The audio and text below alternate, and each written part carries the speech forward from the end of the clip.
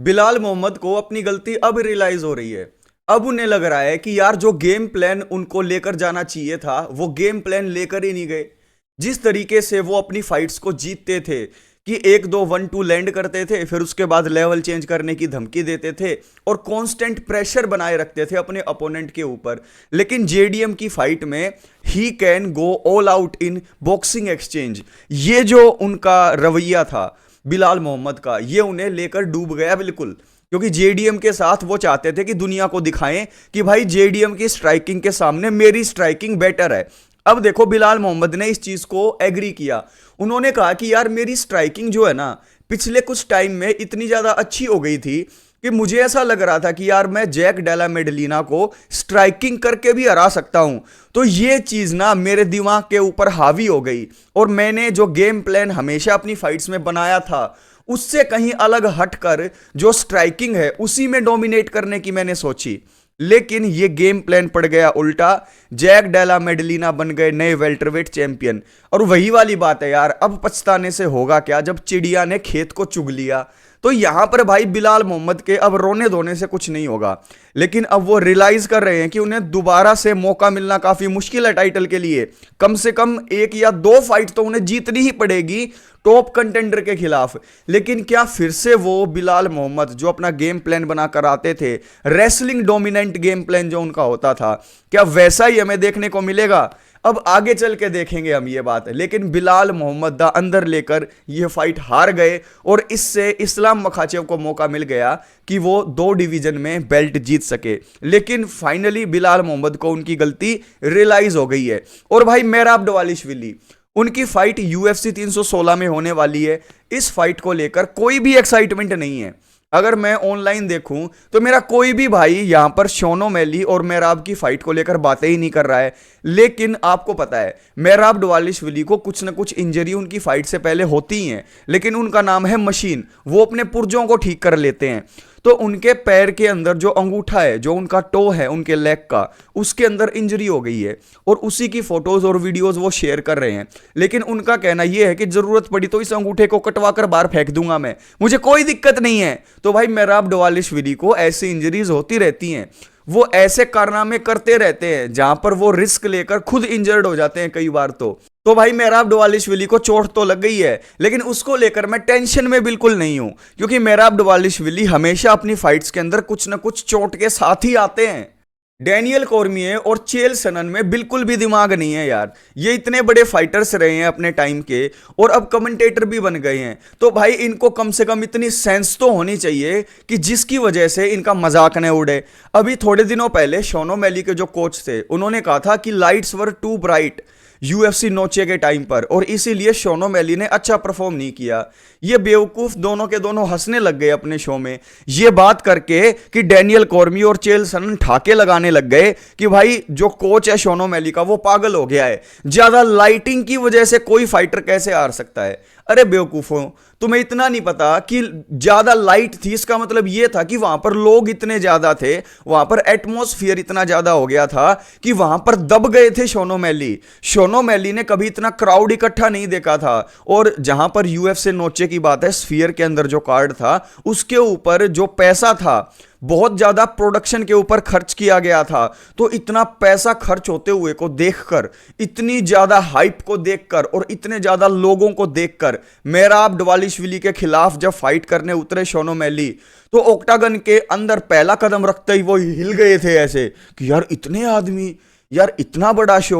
तो भाई लाइट से मतलब था कि शोनो मैली की फट गई थी इतने ज्यादा प्रेशर को देखकर। इसका मतलब यह नहीं था कि वहां पर लाइटिंग बहुत ज्यादा थी जिसकी वजह से शोनो मैली फाइट नहीं कर पाए। अरे भाई चेल सनन और डैनियल कॉर्मिये, भाई कम से कम आप अपने जो शो है उसके अंदर कुछ ऐसी तो बातें करो यार जो सेंस बनाती हो। शोनो मैली अपने टाइटल को दोबारा से जीतना चाहते हैं जो उनसे छीन लिया था मेहराब दवालिश्विली ने यूएफसी नोचे में। लेकिन मेहराब दवालिश्विली को हराने के लिए शोनो मैली की रेसलिंग बिल्कुल जीरो है। उसी से निपटने के लिए वो चले गए डिमिट्रियस जॉनसन के पास, माइटी माउस के पास। और आपको पता है माइटी माउस एक ऐसे स्किलफुल फाइटर हैं जिनकी स्ट्राइकिंग भी अच्छी है और जिनकी ग्रैपलिंग भी अच्छी है। और अगर आप उनके साथ ट्रेनिंग करते हो, कुछ टाइम आप उनके साथ कैंप में बिताते हो, तो आपको फायदा होता है।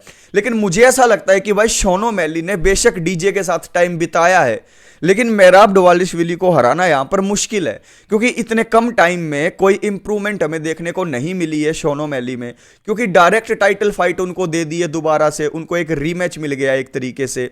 तो इस रीमैच के अंदर भी मुझे कोई परफॉर्मेंस में चेंज होता हुआ दिखाई नहीं दे रहा। मेहराब दवालिशविली रैली निकालेंगे शॉन ओमैली की, मुझे तो ऐसा ही लग रहा है। भाइयों जल्दी से चैनल को सब्सक्राइब करके वीडियो को लाइक कर दो, क्योंकि अगर आप लोग प्यार और सपोर्ट नहीं करोगे तो भाई वीडियोस को बनाने में मजा नहीं आएगा। तो जल्दी से कर दो। UFC 319 में हमजत और DDP की फाइट होने वाली है, और UFC में ये इस साल की सबसे बड़ी फाइट होगी। ड्रीकस डुप्लेसिस को हराने के लिए हमजत चिमाएव को एक प्रॉपर फाइट कैंप की जरूरत है, और इस फाइट कैंप के लिए वो रशिया के एक छोटे से विलेज में चले गए जो कि माउंटेन्स में काफी हाई एल्टीट्यूड के ऊपर है। इससे उनको फायदा यह होगा कि उनकी कंडीशनिंग बहुत तगड़ी हो जाएगी।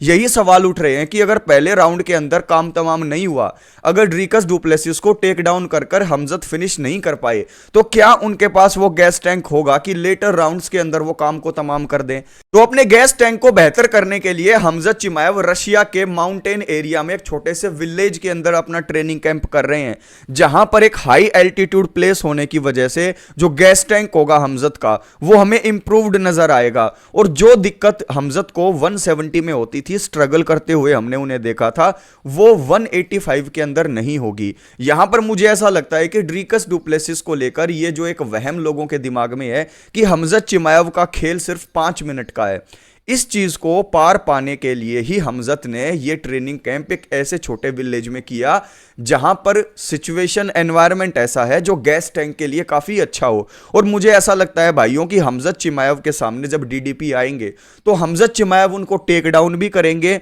और उनको वहां पर कंट्रोल भी करेंगे। और मुझे तो ऐसा भी लगता है कि जो उनके अंदर पावर पहले राउंड में है, वही पावर उनके अंदर सेकंड राउंड में भी दिखाई देगी। दिक्कत तब होगी जब 15 मिनट तक DDP फिनिश ना हो, क्योंकि हमजत चिमाएव शुरू की 15 मिनट के अंदर मोस्ट डेंजरस होंगे। पहले राउंड के अंदर तो बिल्कुल आउट ऑफ द वर्ल्ड उनके अंदर पावर होगी, लेकिन बाद के 2 राउंड के अंदर भी उनके अंदर पावर में कमी नहीं आने वाली है, ऐसा मुझे लगता है। चैंपियनशिप राउंड के अंदर कुछ भी हो सकता है, चौथे 5वें राउंड में, अगर शुरू की 15 मिनट में यह फाइट फिनिश नहीं होती है। लेकिन हमजत चिमाएव का एक छोटे से विलेज में रशिया में एक अपना फाइट कैंप स्टैब्लिश कर देना इसी चीज की तरफ इंडिकेट करता है कि अगर मान लो खुदा ने खास्ता 5 मिनट में खत्म नहीं होती है कहानी, तो उसके बाद भी हमजत चिमाएव हमें पूरे तरीके से तैयार दिखाई देंगे।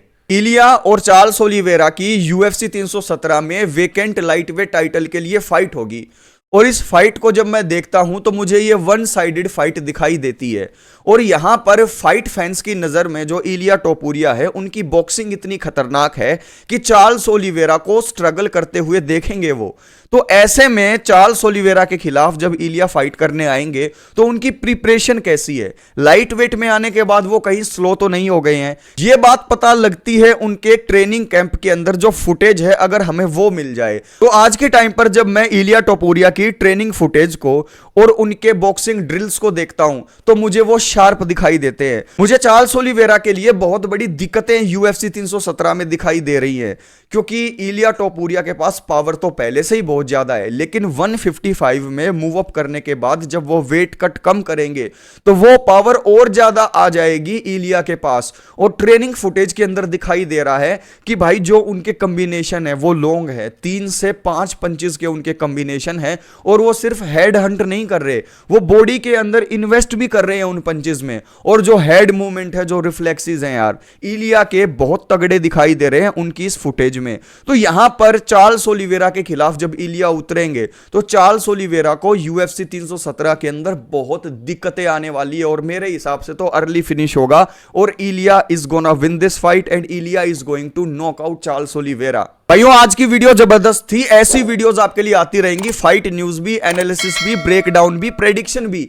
बस आपको चैनल को सब्सक्राइब करके वीडियो को लाइक करना है 200%।